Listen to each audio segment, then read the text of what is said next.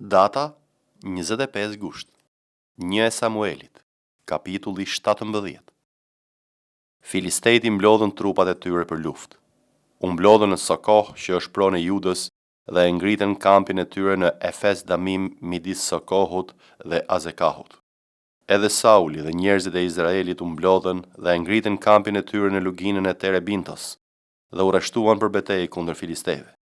Filistejt ndodheshin në mal nga një anë dhe Izraeli ishte në mal nga ana tjetër dhe midis tyre ndodhej lugina.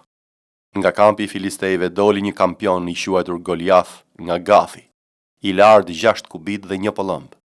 Kishte në kokë një helmet prej bronzi, ishte veshur me një parzmore, pesha e të cilit ishte 5000 sikla bronzi. Në këmbë kishte kombor prej bronzi dhe mbi sup mbante një usht prej hekuri. Maja e ushtës së tij ishte si shuli një endësi dhe peshonte 600 sikle argjendi. Para tij ecte shqytari i tij. Ai u ndal dhe u thirri grupeve të ushtarëve të Izraelit. Pse keni dalë për të radhitur në formacion beteje? A nuk jam unë një filiste dhe ju shërbëtor të Saulit? Zgjidhni një burr që të dalë kundër meje. Në rast se do të jetë në gjendje të luftojë me mua dhe të më vras, ne do të jemi shërbëtorët tuaj. Por në rast se dal unë fitues dhe e vras, atëherë ju do të jeni shërbëtorët tanë dhe do të na shërbeni. Pastaj Filisteu shtoi: Unë sot po sfidoj trupat e Izraelit. Më jepni një burr dhe do të luftojmë. Kur Sauli dhe tërë Izraeli dëgjuan këto fjalë të Filisteut, mbeten të shtangur dhe u hyri një frikë e madhe. Davidi ishte biri i atij Efratau të Betlehemit të Judës që mbante emrin Isai dhe kishte 8 bi. Në kohën e Saulit ky njeri ishte plakur dhe i shtyrë në moshë. 3 bijt më të mëdhej të Isait kishin shkuar në luftë me Saulin. Emrat e 3 bijve të tij që kishin shkuar në luftë ishin Eliabi i parlinduri, Aminadabi i dyti dhe Shamahu i treti. Davidi ishte më i riu dhe 3 më të mëdhenjt kishin shkuar pas Saulit. Davidi përkundrazi shkonte dhe vinte nga Sauli për të kullotur kopën e atit të tij në Betlehem. Filisteu dilte përpara në mëngjes dhe në mbrëmje dhe vazhdoi të dalë 40 ditë me radhë. Isai i tha Davidit birit të tij: Merr për vëllezrit e tu një ef nga ky grur i pjekur dhe 10 buk dhe çoja shpejt vëllezërve të tu në kamp. Dërgoj edhe këto 10 forma djathi komandantin të mjeshës së tyre. Shiko si janë vëllezrit e tu dhe më sill një peng nga ana e tyre.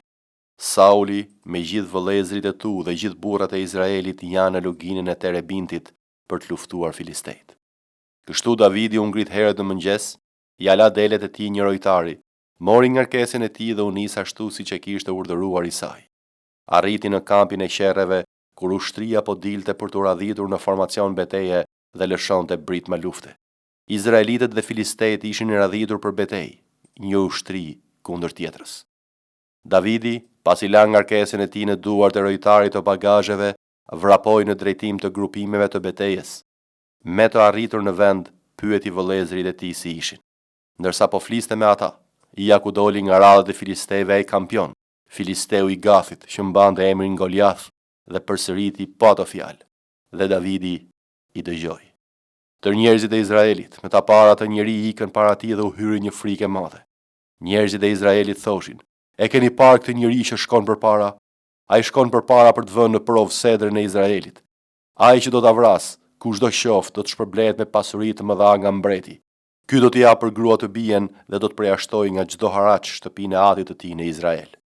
Atëherë Davidi, duke u drejtuar njerëzve që ishin pranë tij, tha: Çfarë do t'i bëjnë atij burri që do të vrasë këtë filiste dhe do ta largojë turpin nga Izraeli? Po kush është ky filistej pa rreth prerë që guxon të poshtrojë ushtrinë e Perëndisë së gjallë? Njerëzit ju përgjigjen me pa të fjalë duke thënë: Kështu do të bëhet me atë që do ta vras. Eliabi, vëllai i tij më i madh, dëgjoi ndërsa fliste me ata njerëz. Kështu Eliabi u zemërua me Davidin dhe tha: Pse erdhe këtu? Kujt ja le ato pak dele në shkretetir? Unë e njoh krenarin tënde dhe ligësinë e zemrës sate. Ke zbritur këtu për të parë betejën? Davidi u përgjigj: Ç'kam bërë unë tani? Nuk ishte vetëm një pyetje e thjeshtë. Duke u larguar prej tij, ju drejtua një tjetri dhe i bëri pa të pyetje.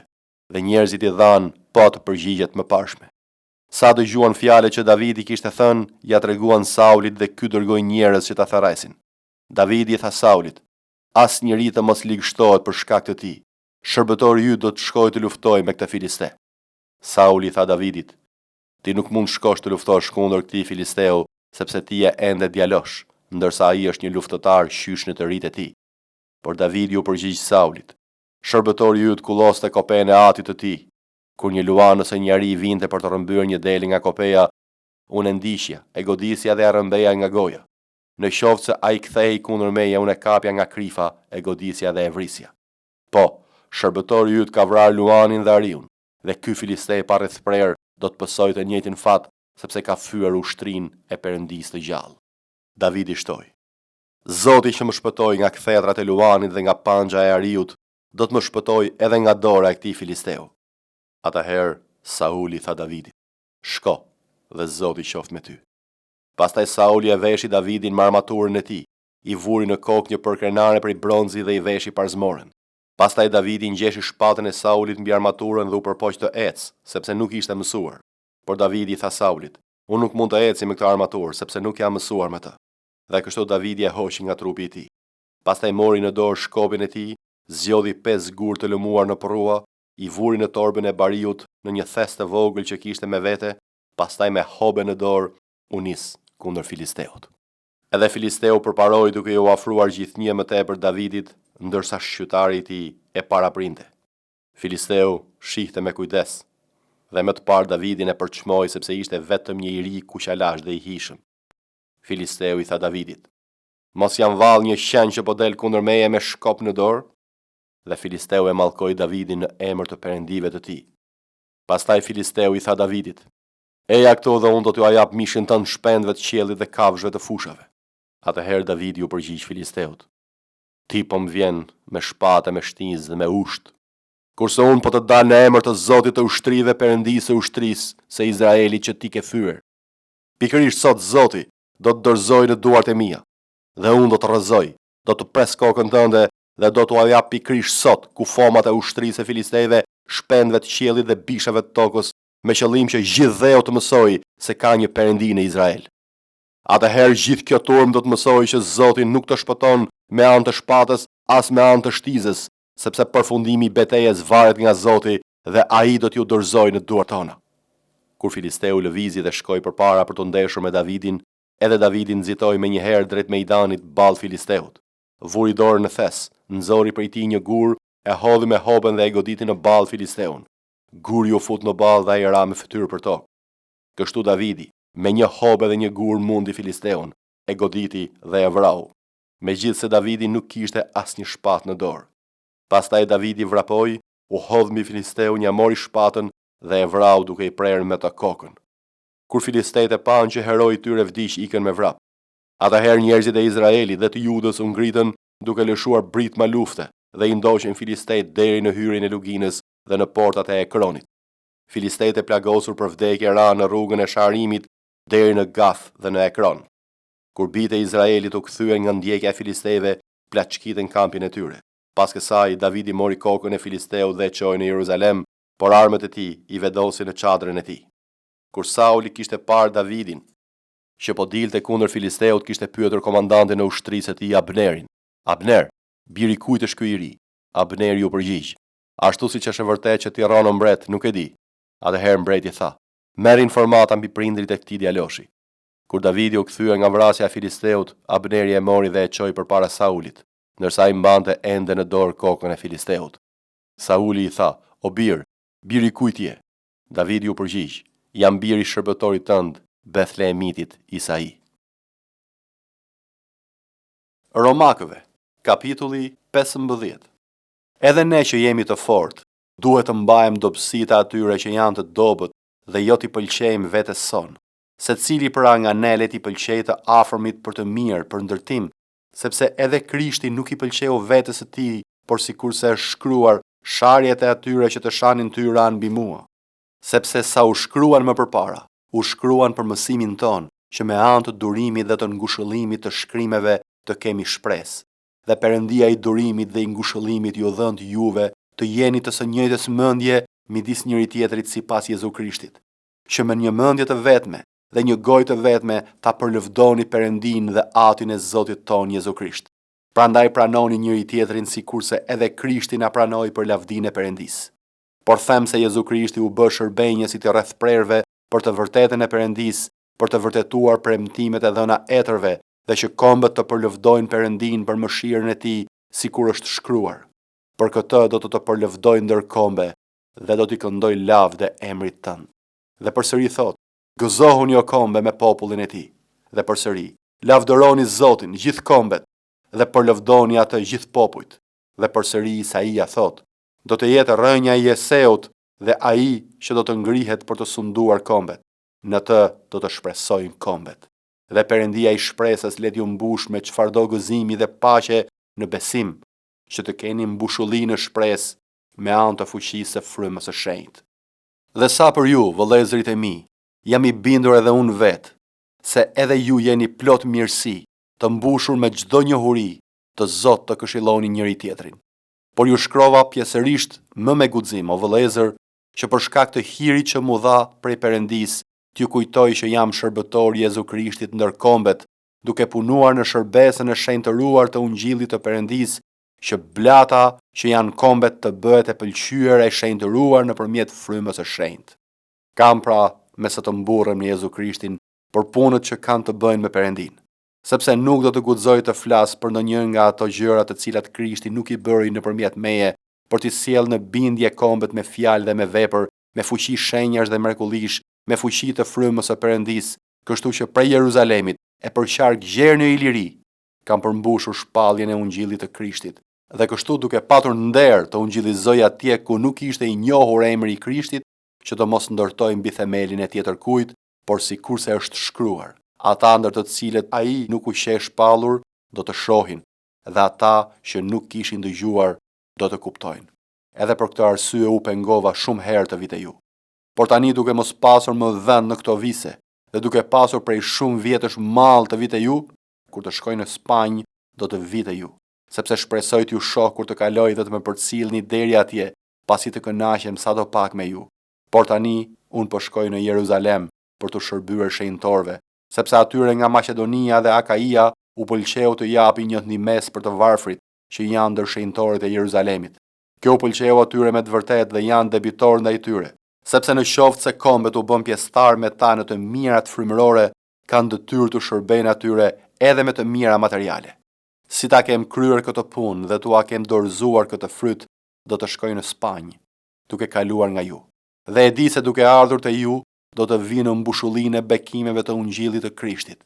Dhe ju lutem o vëllezër për Zotin tonë Jezu Krisht dhe për dashurinë e frymës, të luftoni bashkë me mua në lutjet e Perëndia për mua, që unë të shpëtoj nga jo besimtarët në Jude, dhe që shërbesa ime që po bëj për Jeruzalemin të jetë e pranueshme për shenjtorët, që të vi me gëzim të ju në dasht Perëndia dhe të prehem bashkë me ju. Edhe Perëndia i paqes qoftë me ju të gjithë. Amen. Vajtimet, kapitulli 2. Si bëhet që në zemërimin e tij Zoti ka mbuluar me një re bijen e Sionit. Ai ka hedhur nga qielli në tokë lavdinë e Izraelit dhe nuk u kujtua për ndencën e këmbëve të tij në ditën e zemërimit të tij. Zoti i ka shkatërruar pa mëshirë të gjitha banesat e Jakobit. Në zemërimin e tij ka shembur fortesat e bijes së Judës, i ka hedhur për tokë duke përdosur mbretërinë dhe krerët e saj. Me një zemërim të zjarrt, ke thyer tërë fuqinë e Izraelit. Ka tërhequr të djathtën e tij përpara armikut, ka djegur në mes të Jakobit si një zjarr flakërues që gëllabron gjithçka rreth e qark. Ka nderur harkën e tij si një armik, ka ngritur dorën e djathtë si një kundërshtar, ka shkatëruar të gjitha ato që ishin të këndshme për syt në çadrën e bijes së Sionit, e ka derdhur zemërimin e tij si një zjarr. Zoti u bë si një armik, përpiu Izraelin, përpiu tër pallatet e tij, shkatërroi fortesat e tij, shumë fishoi të qarat dhe vajtimet tek e bija e Judës. Shkatërroi tabernakullin e tij si një kopsht, prishi vendin ku mblidhet kuvendi.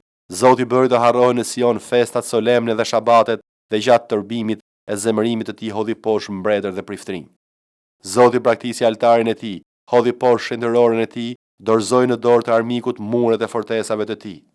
Ata lartuan britme në shtëpinë e Zotit si në një ditë feste solemne. Zoti vendosi të shkatërrojë muret e bijes së Sionit. Vuri litarin, nuk ka hequr dorë nga shkatërrimi, ka bërë të vajtojnë fortesa dhe mure që të dyja lëngojnë. Portat e tij janë fundosur në dhe. Ai ka prishur dhe ka coptuar shufrat e tyre. Mbreti i tij dhe krerët e tij ndodhen midis kombeve. Nuk ka më ligj dhe profetët e tij nuk marrin asnjë vegim nga Zoti. Pleqt e bijës së Sionit ulen për tokë në heshtje. Kan hedhur plur mbi kokën e tyre, kanë ngjeshur trupin me thes. Virgjëreshat e Jeruzalemit ulin deri në tokë kokën e tyre. Sytë e mi konsumohen nga të qarat, zorët e mia drithërohen, mëlçia ime përhapet për tokë për shkak të shkatërimit të bijës së popullit tim, për ligështinë e fëmijëve dhe të foshnjave në gjijë në sheshet e qytetit. Ata u kërkonin nënave të tyre, ku është gruri dhe vera, ndërsa po ligështoheshin si të plagosur për vdekje në sheshet e qytetit dhe jepnin shpirt në prehrin e nënave të tyre. Si mund të t'jap zemër? Në çfarë do të ngjas o bie Jeruzalemit? Çfarë gjë do të krahasoj me ty që do të ngushëlloj o bie virgjër Jeruzalemit? Sepse shkatërimi yt është i madh si deti, kush mund të shërojë? Profetët e tu kanë pasur për ty vegime të rreme dhe të parësyeshme. Nuk kanë zbuluar lakuriq pa udhësinë tënde, që të largojnë robërinë prej teje. Ata kanë shqiptuar për ty profeci të rreme dhe mashtruese. Tërë kalimtarët i rrahin duart kundër teje, fërshëllejnë dhe tundin kokën kundër bijës së Jeruzalemit. Ky qen nga qyteti që ai quanin bukurie e përsosur, gëzimi i tërë tokës? Tërë armiqtë e tu hapin gojen kundër teje, fërshëllejnë dhe kërcëllin dhëmbët dhe thonë, e kemi gëlltitur. Po, kjo është dita që prisnim, arritëm ta shohim. Zoti ka realizuar atë që kishte menduar, ka mbajtur fjalën që kishte dekretuar në ditët e lashta, ka shkatëruar pas një mëshirë, ka vepruar në mënyrë që armiku të gëzohet me ty, ka lavdëruar fuqinë e kundërshtarëve të tu. Zemra e tyre i bërtet Zotit. O mua të bijës së Sionit, bëni që të derdhen lotët si një porrua ditën e natën. Mos jepni qetësi vetes, mos paqin lodhje bebet e syve tuaja. Qohuni, bërtisni natën në fillim të çdo vigjiljeje. Derdhni si ujë zemrën tuaj përpara fytyrës së Zotit, ngrini duart në drejtim të tij për jetën e fëmijëve tuaj që mpaken nga uria në hyrje të të gjitha rrugëve. Shiko Zot dhe shqyrto, cilin ke trajtuar në këtë mënyrë. A duhet të hanin gratë frytin e barkut të tyre, fëmijë që përgdhelnin, a duhet të vriteshin prifti dhe profeti në shenjtëroren e tij? Të vegjëlit dhe të pleqt dërgjën për tokë në për rrugë, virgjëreshat e mia dhe të rinjtë e mi kanë rënë nga shpatat. Ti ke vrarë ditën e zemërimit tënd, i ke masakruar pa mëshirë. Ti ke mbledhur si për një ditë fese të merre që mrethoi nga çdo anë. Në ditën e zemërimit të Zotit nuk pati as i kanak, as të mbetur. Ata që kisha ushqyer me gjij dhe që kisha rritur, i shfarosi armiku im. Psalmi 33. Nga zëllon jo njerëz të drejtë të Zoti. Lëvdimi u shkon për 7 njerëzve të drejtë. Kremtojini Zotin me qeste. Këndojini atij me harpën me 10 tela. Këndojini një kantik të ri. Bjerini me mjeshtri veglës dhe brohëritni. Sepse fjala e Zotit është e drejtë dhe të gjitha veprat e tij janë bërë me saktësi. Ai e do drejtësinë dhe barazinë. Toka është e mbushur nga mirësitë e Zotit. Qiejt u bën me anë të fjalës së Zotit dhe tërë ushtria e tyre me anë të frymës së gojës së tij. Ai mblodhi ujërat e një tog dhe vendosi thellësitë e tyre të mëdha si rezervuar. Tërë toka le të ketë frikë nga Zoti dhe le të dridhen para tij tërë banorët e botës. Sepse ai foli dhe gjëja u bë. Ai urdhëroi dhe gjëja u shfaq. Zoti e bën të dështojë planin e kombeve dhe asgjëson synimet e popujve. Plani i Zotit mbetet për jetë dhe qëllimet e zemrës së tij për çdo brez. Luma i komb që ka Perëndin Zotin, lum populli që ai ka zgjedhur për trashëgim të tij. Zoti shikon nga qielli, ai shikon tërë bitë e njerëzve. Nga vendi i banimit të tij, ai këshyr tërë banorët e tokës. Ai e ka formuar zemrën e të gjithëve, ai kupton tërë veprat e tyre. Mbreti nuk shpëtohet nga një ushtri e madhe. Trimi nuk shpëton për shkak të forcës së tij të madhe. Kali është një shpresë e kotë shpëtimi dhe me forcën e tij të madhe nuk mund të shpëtojë asnjëri nga rreziku. Ja, syri i Zotit është mbi ata që kanë frikë para tij, mbi ata që shpresojnë në mirësinë e tij, për ta çliruar shpirtin e tyre nga vdekja dhe për t'i mbajtur të gjallë në kohurie. Shpirti ynë pret Zotin. Ai është ndihma jon dhe mburoja jon. Po, zemra jon do të gëzohet tek ai, sepse kemi besim në emrin e tij të shenjtë. Mirësia jote qoftë mbi ne o Zot, sepse kemi pasur shpresë te ti.